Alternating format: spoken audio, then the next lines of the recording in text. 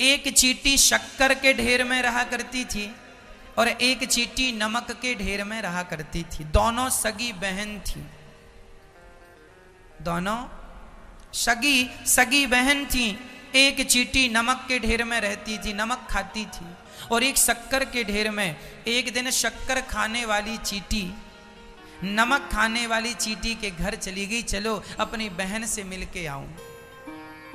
तो शक्कर खाने वाली चींटी जब नमक खाने वाली चींटी के घर पे गई तो नमक वाली चींटी से मिलके बड़ा गले मिली, दुलार हुआ, हाल चाल पूछा। नमक वाली ने, बहन कैसी हो? शक्कर खाने वाली ने कहा, बहन बहुत अच्छी हूं, भगवान का दिया सब कुछ है, सुखी हूं, सब ठीक ठाक चल रहा है, भगवान बढ़िया खाने को देते हैं, बढ़िया खाती हूं, मैं शक्कर खाती हूं। अच्छा, नमक वाली चींटी जानती ही नहीं थी शक्कर क्या होती है, क्योंकि उसने कभी खाया नहीं, वो तो नमक खाती थी। तो नमक वाली चींटी ने शक्कर खाने वाली चींटी को परोसा, क्या नमक परोसा, उसके पास नमक था, नमक परोसा, बहन खाओ, हम तो ये खाते हैं।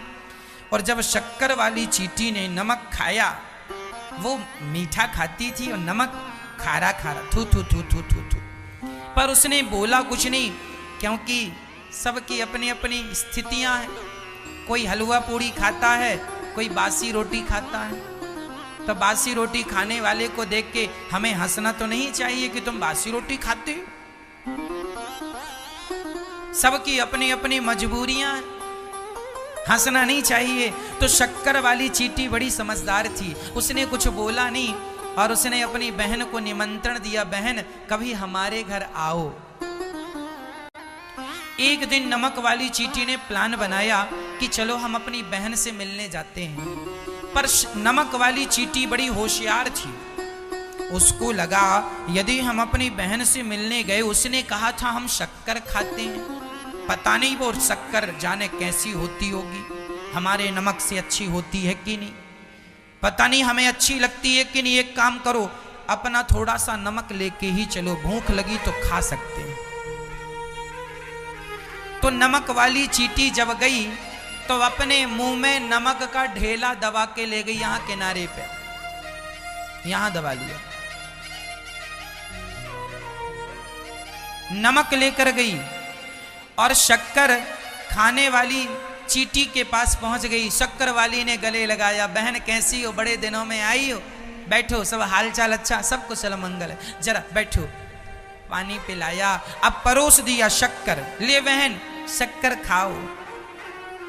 अब वो नमक वाली चींटी जो थी, उसके मुंह में एक्चुअली नमक का ढेला ऑलरेडी पहले से था, तो नमक होने के कारण वो खा तो शक्कर रही थी, पर उसके मुंह में नमक होने से शक्कर भी खारी हो जा रही थी। क्योंकि शक्कर खाने के पहले आप जरा मुंह में नमक रख लीजिए, और शक्कर को नमक के साथ मिला के खाएंगे तो शक्कर का स्वाद कम आएगा, नमक का स्वाद ज्यादा आएगा।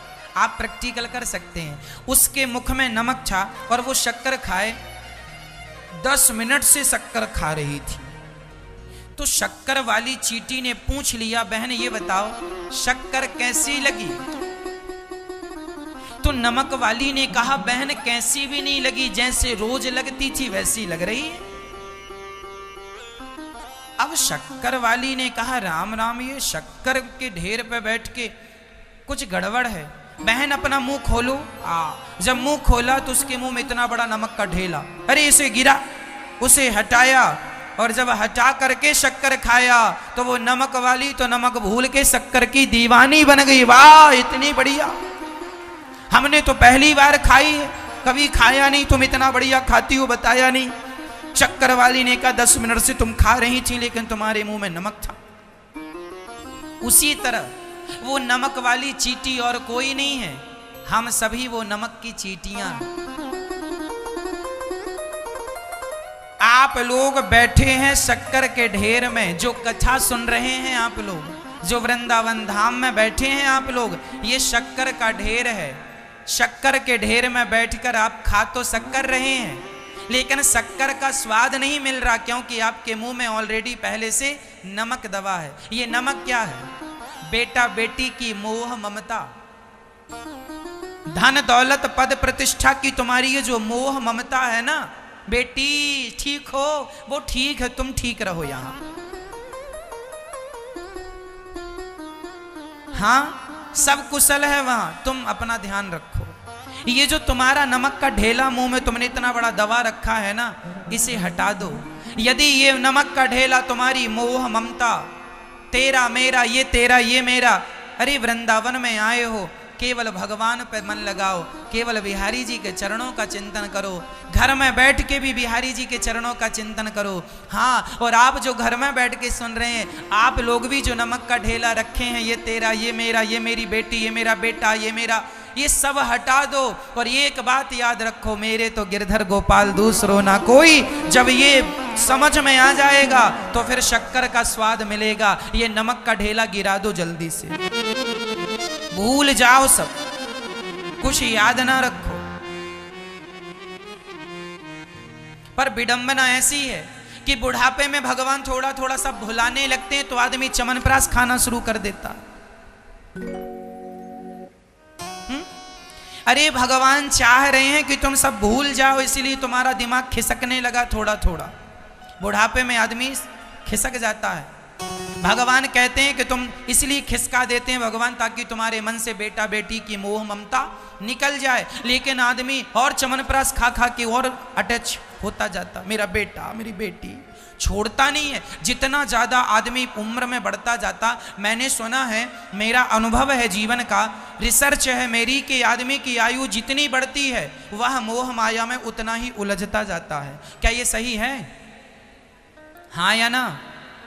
आप ना जितना बूढ़े होते जाएंगे, आप अपनी बेटी, मेरा बेटा, मेरा ना बेटा भले लात मार रहा हो, लेकिन मेरा बेटा मेरा बेटा, मेरा नाती, मेरा पोता, भले वो लतिया रहा हो, लेकिन मेरा पोता मेरा नाती। ये बुढ़ापे में ना ये आदमी, यही तो सठियाना है। लातें पड़ रही हैं वहां से, अपमान हो रहा, फिर भी मेरा मेरा।